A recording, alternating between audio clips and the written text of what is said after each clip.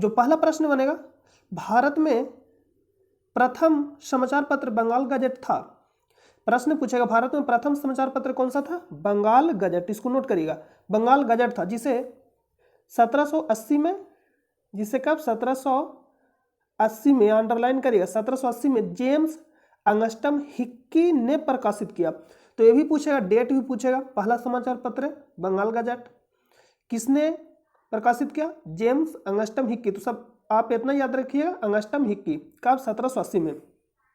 भारत में राजा राम मोहन राय ने राष्ट्रीय प्रेस की स्थापना की।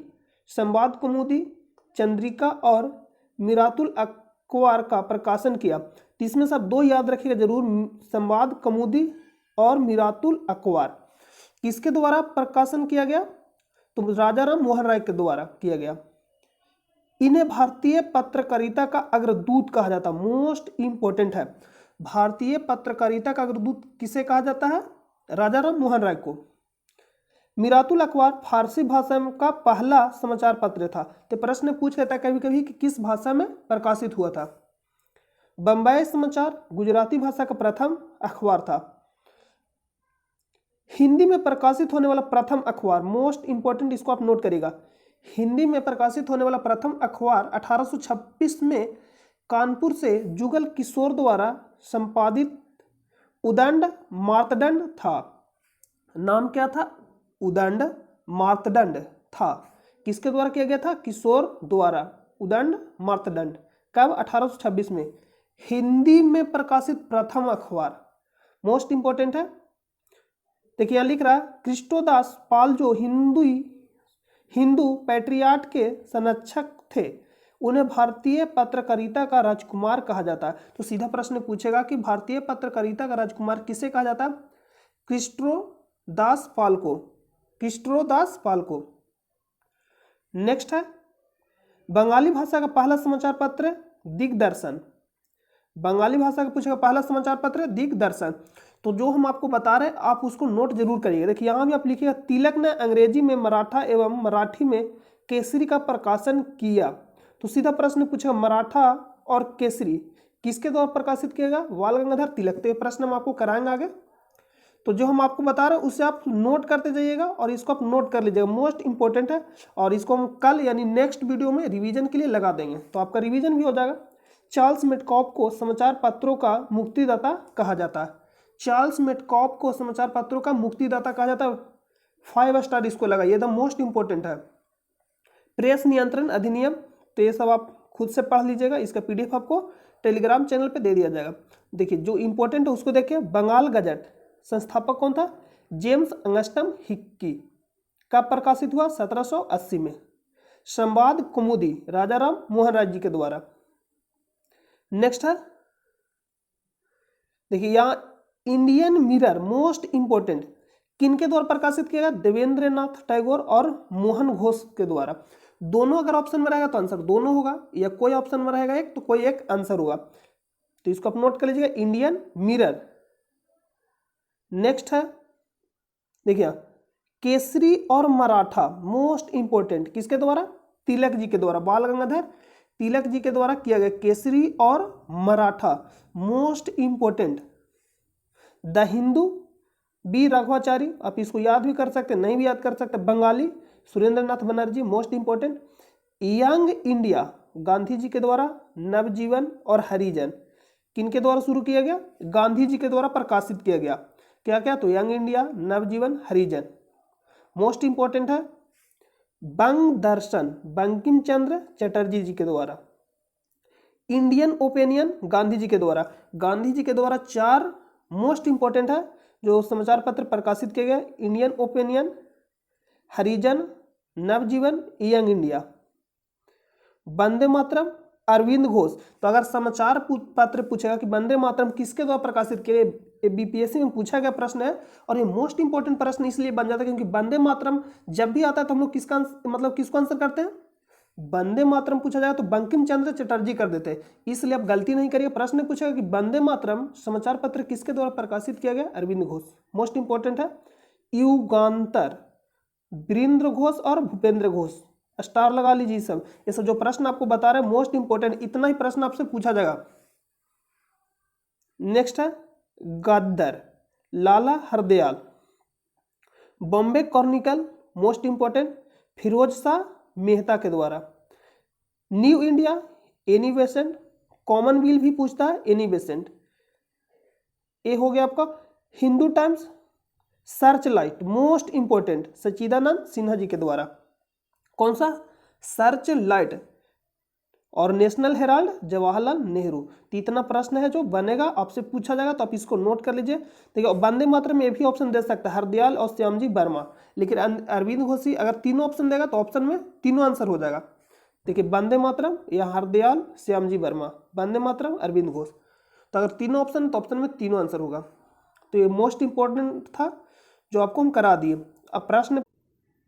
नमस्कार दोस्तों, आप सभी का स्वागत हमारे चैनल पे। चैनल पे पहली बार आए तो वीडियो का पूरा जरूर देखें, और इसका पीडीएफ चाहते हैं तो टेलीग्राम चैनल से जाकर ज्वाइन हो जाइएगा, जिसका लिंक आपको वीडियो के डिस्क्रिप्शन में मिलेगा, या आपको टेलीग्राम चैनल पर जाकर सर्च करना है स्टडी लिंक पीडीएफ, वहाँ से भी जाकर आप ज्वाइन हो सकते हैं। तो आइए हम लोग सीधा वीडियो को शुरू करते हैं बिना देर के हुए। और आप चैनल पर पहली बार आए तो वीडियो का पूरा जरूर देखिएगा।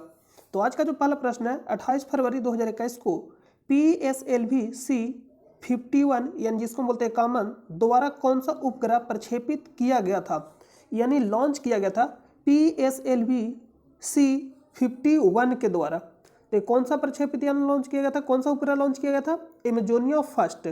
और ये जो उपग्रह है कहाँ का? ब्राजील।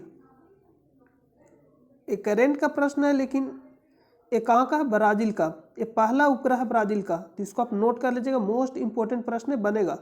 यानी करेंट से भी बन सकता है और सीधा प्रश्न पूछेगा एमेजोनिया 1 किस यान द्वारा प्रक्षेपित किया गया था? तो PSLV-C51 कब किया गया था? 28 फरवरी 2021 को। और ये ब्राजील का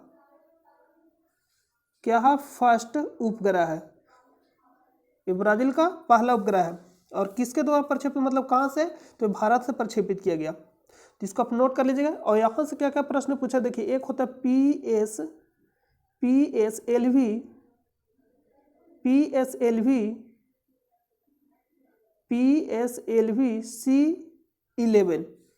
PSLV-C11 के द्वारा कौन सा जो चंद्रयान 1 था, देखिए PSLV के द्वारा किसको मतलब प्रक्षेपित किया गया? सीधा प्रश्न ये नहीं पूछा, प्रश्न ये पूछेगा कि चंद्रयान 1 को किस यान के द्वारा प्रक्षेपित किया गया? तो PSLV-C11 के द्वारा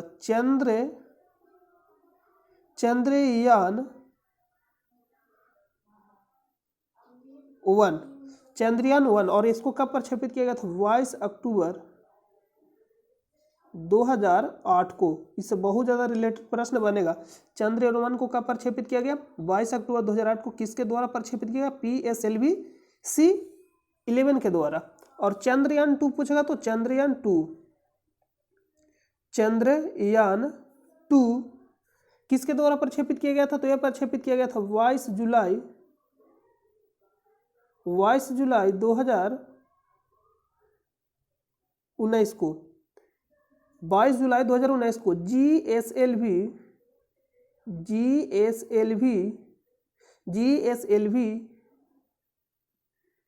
MK3 M1 के द्वारा प्रक्षेपित किया गया था। GSLV MK3 M1 के द्वारा प्रक्षेपित किया गया था। चंद्रयान 2 कब प्रक्षेपित किया गया था? 22 जुलाई 2019 को। तो मोस्ट इंपोर्टेंट प्रश्न यहाँ से बनेगा, तो आप इसको नोट कर लीजिएगा। और एक है मंगलयान, और मंगलयान कब प्रक्षेपित किया गया था? 2013 में। किस यान के द्वारा? तो PSLV के द्वारा प्रक्षेपित किया गया था। देखिए 1 मिनट रुकिएगा। मंगलयान 1 पूछेगा तो किसके द्वारा प्रक्षेपित किया गया था? PSLV-C25 के द्वारा 2013 में। नेक्स्ट प्रश्न पे चलते हैं। नेक्स्ट प्रश्न है लाओ-एस-की खान बादाम पहाड़। लाओ-एस-की खान नाम क्या है? बादाम पहाड़ किस राज्य में स्थित है? नाम क्या है? उड़ीसा। लाओ-एस-की जो बादाम खान है किस राज्य में स्थित है? उड़ीसा। और बॉक्साइट सबसे ज़्यादा कहाँ होता है? उड़ीसा में। बॉक्साइट सबसे ज़्यादा उड़ीसा, यहाँ पे लिख लीजिए बॉक्साइट बॉक्साइट उड़ीसा, अभ्रक कहाँ हो जाएगा, आंध्र प्रदेश। हम आपको बताए थे किस तरह से कि देखिए अभ्रक लिखिएगा तो इसमें रा लगता है इस तरह से अभ्रक, तो आंध्र प्रदेश जब आप लिखिएगा तो आंध्र इस तरह से आंध्र प्रदेश, तो अभ्रक यानी इसको दोनों मैच करता तो आंध्र प्रदेश हो जाएगा। तो इस तरह से आप याद रखिएगा। नेक्स्ट है, निम्न में से किस ग्रीन हाउस गैस को क्योटो प्रोटोकॉल के अंतर्गत शामिल नहीं किया गया। क्योटो प्रोटोकॉल, और क्योटो प्रोटोकॉल संबंधित किससे है, जलवायु परिवर्तन, जलवायु परिवर्तन से संबंधित है क्योटो प्रोटोकॉल। और क्योटो प्रोटोकॉल हुआ कब था, 1997 को। क्योटो प्रोटोकॉल किससे संबंधित है, जलवायु से संबंधित है। इसमें कौन कौन सा गैस शामिल किया गया था, कार्बन डाइऑक्साइड, मीथेन, नाइट्रोजन, और सबसे ज़्यादा जलवायु परिवर्तन किससे होता है, प्रभावी मतलब होता है वाप यानी जल गैस, यानी जल गैस से, आप इसको याद रखें वाप जिसको हम बोलते हैं। तो इसमें किसको शामिल नहीं किया गया, ओजोन परत यानी ओजोन को। और ओजोन किससे मिलकर बना है, ऑक्सीजन के 3 परमाणु से, और स्थित कहाँ, समताप मंडल में। किससे हमें रक्षा करता है यानी सुरक्षा करता है, तो परावैंगनिक किरणें से सुरक्षा करता है। जो सूर्य से आने वाले परावैंगनिक किरणें से हमें सुरक्षा कौन प्रदान करता है, ओजोन परत। ओजोन परत स्थित कहाँ, समताप मंडल में। ये किससे बना, ऑक्सीजन के 3 परमाणु से। तो इसको आप नोट कर लीजिएगा। मीथेन CH4, देखिए CH3 लिखा है, CH4 मीथेन का सूत्र होता है CH4 carbon dioxide, CO2 nitrous oxide N2O। तो इसको आप नोट कर लीजिएगा। तो मोस्ट इंपॉर्टेंट है, आपसे सीधा पूछा जाएगा। क्योटो प्रोटोकॉल तो हो गया, और एक है मॉन्ट्रियल प्रोटोकॉल। मॉन्ट्रियल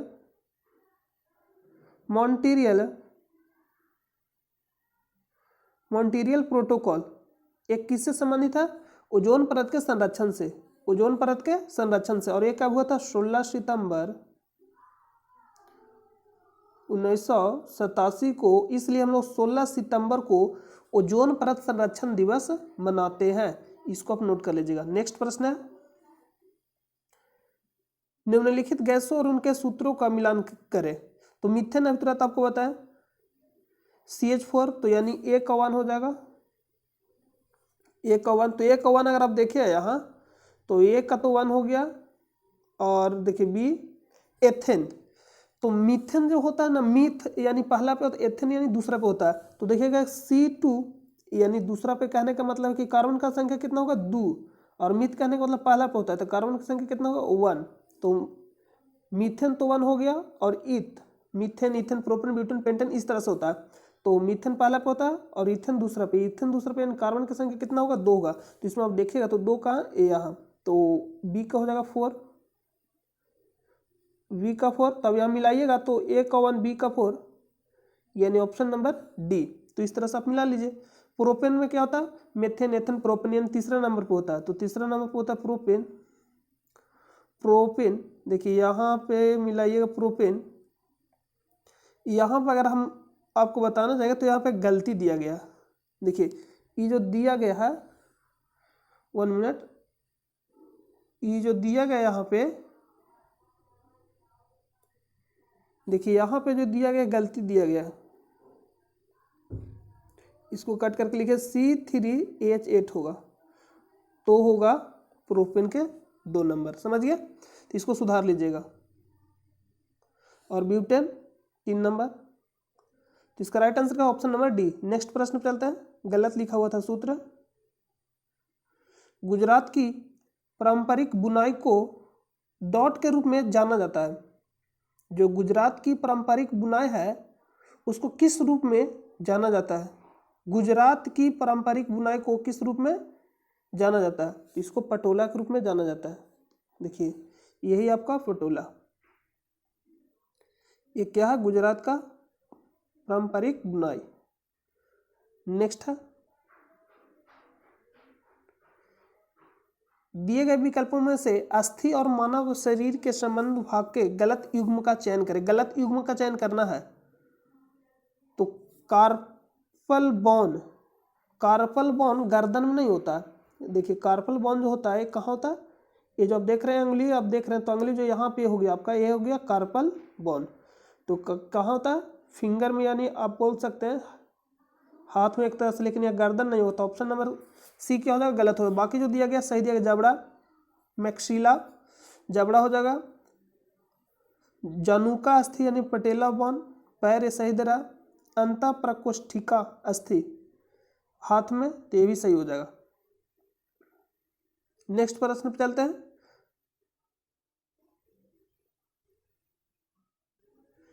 दांडी यात्रा के संबंध में निम्नलिखित में से कौन सा तथ्य सही नहीं है। तथ्य सही नहीं है दांडी यात्रा। तो दांडी यात्रा कब शुरू हुआ था, 12 मार्च 1930 को। चला कब तक था, 6 अप्रैल, यानी समाप्त कब हुआ था, 6 अप्रैल 1930 को। कहां से कहां तक, तो साबरमती से दांडी तक। साबरमती से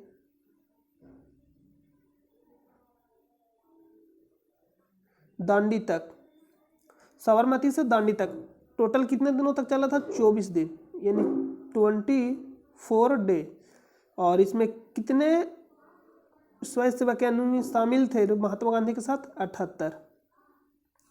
और डिस्टेंस पूछेगा तो 385 किलोमीटर या 240 मील में। कहीं कहीं 386 किलोमीटर देखने के लिए मिलेगा और मील में कहीं कहीं 241 भी। इसमें अब ज़्यादा कन्फ्यूजन नहीं हुई है, कोई एक ही ऑप्शन देगा। तो अब हम लोग ऑप्शन पे चलते हैं। दांडी यात्रा के संबंध में निम्नलिखित में से कौन सा तथ्य सही नहीं है। सही पे आप नहीं पे ध्यान दीजिएगा। स्वयंसेवक प्रतिदिन 25 मील की यात्रा करते थे। यह 78 स्वयंसेवकों के साथ आरंभ हुआ था। तो एलिमिनेशन विधि से आप इस प्रश्न को बना सकते हैं। मान लीजिए कि हमको ऑप्शन नंबर ए पता नहीं है, लेकिन ये हमको पता है कि ऑप्शन नंबर जो बी है सही है, तो ये सही हो जाएगा। इसका नेतृत्व महात्मा गांधी ने किया था, ये भी सही है। यह यात्रा 24 दिनों तक चली थी, ये भी सही है। तो ऑप्शन नंबर डी क्या हो जाएगा, जब तीनों सही हो गया तो जाहिर सा कि ऑप्शन नंबर ए गलत हो जाएगा। नेक्स्ट है, निम्नलिखित में से किस पुस्तक का लेखन डॉक्टर एपीजे अब्दुल कलाम ने नहीं किया। तो नहीं वाला पे आप खासा ध्यान दिल करिए, नहीं तो गलत हो जाएगा। Wings of Fire and autobiography, Wings of Fire, नाम क्या है, Wings of Fire and autobiography. तो ये लिखा गया Wings of Fire and autobiography APJ Abdul Kalam ji के द्वारा। India 2020 a vision for the new millennium, तो ये भी लिखा गया। द डिस्कवरी ऑफ इंडिया, ये पंडित जवाहरलाल नेहरू जी के द्वारा लिखा गया। पंडित जवाहरलाल नेहरू, PGLN लिख दे रहा शॉर्ट में, पंडित जवाहरलाल नेहरू के द्वारा लिखा गया। बाकी जो ऑप्शन नंबर डी दे रहा है, ये भी लिखा किसके, ये भी लिखा गया है एपीजे अब्दुल कलाम जी के द्वारा। यूनाइटेड माइंड्स, ये भी लिखा गया किनके द्वारा, एपीजे अब्दुल कलाम जी के द्वारा लिखा गया। देखिए हम यहाँ पे आप क्लीन कर दे रहे हैं, आपको दिखाई दे रहा होगा। आप United minds unleashing the power with in India, ये भी किनके द्वारा लिखा गया, डॉक्टर एपीजे अब्दुल कलाम जी के द्वारा लिखा गया। और डॉक्टर एपीजे अब्दुल कलाम को मिसाइल मैन ऑफ इंडिया के नाम से जाना जाता है। Missile women of India, missile man of India APJ Abdul Kalam, missile women of India Tessy Thomas, rocket man of India K Sivan, tiger man of India Kailash Sankhala, bird man of India Salim Ali. Next प्रश्न पर चलते हैं। मार्च 2021 में घोषित हुई 67वें राष्ट्रीय फिल्म पुरस्कार 2020 में किसे सर्वश्रेष्ठ अभिनेत्री के पुरस्कार से सम्मानित किया गया। Kangana Ranaut, Kangana Ranaut, option number B. तो ऑप्शन नंबर बी क्या हो जाएगा, राइट हो जाएगा। करेंट का प्रश्न है तो करेंट चेंजिंग होते रहता है। पेन ड्राइव का आविष्कार IBM द्वारा किस वर्ष में किया गया था, 1998 में। किस वर्ष में किया गया था, 1998। फैक्ट प्रश्न आपको याद रखना पड़ेगा। नेक्स्ट है 2021-22 के केंद्रीय बजट के अनुसार भारत का बजट कितना है। तो ये भी थोड़ा डिफिकल्ट प्रश्न है और एक क्या करेंट का प्रश्न है, तो 34.83 lakh crore. Option number B right हो जाएगा। तो हम आपको बताए थे करेंट का प्रश्न आपको कब याद करना, जब भी आप एग्जाम देने जाइएगा तो एग्जाम देने से 1 साल या 1.5 साल का आपसे करंट पूछा जाएगा, मैक्सिमम 1 साल 6 महीना करंट ही पूछा जाएगा आपसे। नेक्स्ट है 1848 और 1856 के बीच भारत के गवर्नर जनरल कौन था? लॉर्ड डलहौजी। और लॉर्ड डलहौजी ने 1848 में हड़प नीति लागू किया। तो प्रश्न पूछे हड़प नीति लागू किसने किया? लॉर्ड डलहौजी। किसने लागू किया? लॉर्ड डलहौजी। विधवा पुनर्विवाह किसके शासनकाल में हुआ? लॉर्ड डलहौजी के शासनकाल में। ईश्वर चंद्र विद्यासागर और लॉर्ड डलहौजी के सहयोग से, यानी ईश्वर चंद्र विद्यासागर जुड़े हुए थे विधवा पुनर्विवाह से। और विधवा पुनर्विवाह एक्ट कब का था? 1856। ये भी प्रश्न पूछा जाएगा। और पहली बार ट्रेन कब चला? 1853 में। कहाँ चला था? मुंबई से थाने। डिस्टेंस कितना था? 34 किलोमीटर। 16 अप्रैल 1853 को। किसके शासनकाल में? लॉर्ड डलहौजी के शासनकाल में। लॉर्ड वारेन हेस्टिंग एक क्या था? बंगाल के अंतिम गवर्नर। ये जो लॉर्ड वारेन हेस्टिंग है, बंगाल के अंतिम गवर्नर और बंगाल का प्रथम गवर्नर जनरल। अगर पूछेगा बंगाल का अंतिम गवर्नर कौन था? Lord Warren Hasting. अगर प्रश्न पूछेगा बंगाल का प्रथम गवर्नर जनरल कौन था? Lord Warren Hasting. 1773 के रेगुलेटिंग एक्ट के द्वारा वारेन हेस्टिंग को बंगाल का प्रथम गवर्नर जनरल बनाया गया। लॉर्ड विलियम बेटिंग, तो ये क्या हो जाएगा? ये लॉर्ड विलियम बेटिंग पूछेगा तो बंगाल का अंतिम गवर्नर जनरल कौन था? Lord William betting. बंगाल का अंतिम गवर्नर जनरल कौन था? Lord William Bentinck. और भारत का प्रथम गवर्नर जनरल कौन था? Lord William Bentinck. यानी जो अंतिम होता है वही क्या होगा? प्रथम होगा। लॉर्ड मिंटो 1919 में आप याद रखिएगा, जो 1919 में एक मार्लो मिंटो सुधार आया था। 1919 बोल रहे क्या? 1909 में। मार्लो मिंटो सुधार कब आया? 1909 में। नेक्स्ट प्रश्न पे चलते हैं। मार्लो मिंटो सुधार कब आया? 1909 में। पिट्सबर्ग औद्योगिक क्षेत्र कहाँ स्थित है? तो संयुक्त राज्य अमेरिका में, जिसको हम बोलते हैं यूएसए। तो ऑप्शन नंबर ए क्या हो जाएगा? राइट हो जाएगा। मगरमच्छों में दिल में डॉट होते हैं, यानी दिल में कितने कच होते हैं या प्रकोष्ठ होते हैं, ये आपको बताना है। 4। तो जो इम्पोर्टेंट है उसको आप देखिए, एक बार नोट करिए। मेढक पूछेगा 3, चिड़िया पूछेगा 4, मछली पूछेगा 2 और कॉकरोच पूछेगा 13, सबसे ज़्यादा। तो क्या क्या प्रश्न पूछेगा? मेढक में 3, चिड़िया में 4, मछली में 2, कॉकरोच में 13। सबसे ज़्यादा पूछेगा मेढक, मछली और कॉकरोच। तो मछली में 2, मेढक में 3, कॉकरोच में 13। आप इसको याद कर लीजिएगा। अगला प्रश्न पे चलते हैं। निम्नलिखित में से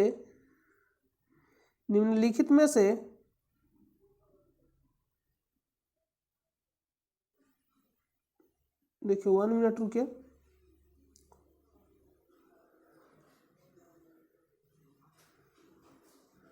निम्नलिखित में से किस युग्म की संख्याएं सअवाद है? ये देखिए मैथ का प्रश्न आ गया। नेक्स्ट प्रश्न पर चलते हैं। भारतीय संविधान का 100वां संशोधन 2015 से डॉट से संबंधित है, यानी किससे संबंधित था? तो जो 100वां संविधान संशोधन था किससे संबंधित था? तो भारत और बांग्लादेश के बीच भूमि सीमा समझौते की बहाली। तो ऑप्शन नंबर क्या हो जाएगा? बी राइट हो जाएगा। और 101वां संविधान संशोधन किससे संबंधित था? जीएसटी 101वां। और 102 पूछेगा ओबीसी, 103 पूछेगा ईडब्ल्यूएस। देखिए ये एक किससे संबंधित था? 103वां। और यहाँ पे 102 पूछेगा ओबीसी से संबंधित था। नेक्स्ट है प्रधानमंत्री आवास योजना शहरी की शुरुआत भारत सरकार द्वारा कब किया गया था? तो 2015 में। निम्न में से किस अधिनियम के अंतर्गत बागान मजदूरों को बिना अनुमति के चाय बागानों को छोड़ने की अनुमति नहीं थी? तो नाम क्या? अंतर्देशीय आव्रजन अधिनियम 1859, यानी निम्न में से किस अधिनियम के अंतर्गत बागान मजदूरों को बिना अनुमति के चाय बागानों को छोड़ने की अनुमति नहीं थी। यानी बिना अनुमति लिए आप चाय जो बागान है उससे बाहर नहीं जा सकते, मतलब नहीं छोड़ के जा सकते। अधिनियम क्या था? अंतर्देशीय आवर्जन अधिनियम 1859। निम्नलिखित विकल्पों में से राज्य और उसके मुख्यमंत्री मार्च 2020 तक प्राप्त जानकारी के अनुसार कि गलत युग्म का चयन करें। अभी करेंट का प्रश्न है, तो करेंट का प्रश्न आपको ध्यान नहीं देना है, हम सिर्फ आपको जीएस पढ़ाएंगे। करेंट आपको क्या करना, जब भी आप एग्जाम दीजिएगा उससे पहले आप करेंट देख लीजिएगा, 6 महीना 1 साल का। तो भूपेश बघेल यहाँ हम आपको अभी बता दे रहे हैं, लेकिन आप याद नहीं करिएगा, क्योंकि हो सकता है भविष्य में ये वीडियो, क्योंकि यूट्यूब पर ये वीडियो तो बहुत दिनों तक लिए रहेगा, मतलब जब तक ये अपलोड रहेगा सब दिन के लिए वीडियो, तो आप गलत कर दीजिएगा उस हिसाब से। तो आपको क्या करना, जब भी एग्जाम देना होगा तो आप करेंट देख लीजिएगा। तो श्री भूपेश बघेल अभी कहाँ वर्तमान में थे, मतलब कहाँ के? छत्तीसगढ़, तो गलत हो जाएगा। एनीमोमीटर उपकरण का प्रयोग डॉट को मापने के लिए किया जाता है। एनीमोमीटर उपकरण का प्रयोग किसको मापने के लिए किया जाता है? वायु की गति। एनीमोमीटर वायु की गति, ऑप्शन नंबर बी क्या हो जाएगा? राइट हो जाएगा। तो अगला प्रश्न पे चलते हैं। नेक्स्ट प्रश्न समाप्त हो गया, जो भी हम लोग प्रश्न को कलेक्ट किए थे सारा समाप्त हो गया। तो हम उम्मीद करते हैं कि यह वीडियो आपको पसंद आया होगा। चैनल पर नहीं तो चैनल को सब्सक्राइब कर ले और अपने दोस्तों के पास भी शेयर कर दे। मिलते हैं नेक्स्ट वीडियो में, तब तक के लिए नमस्कार।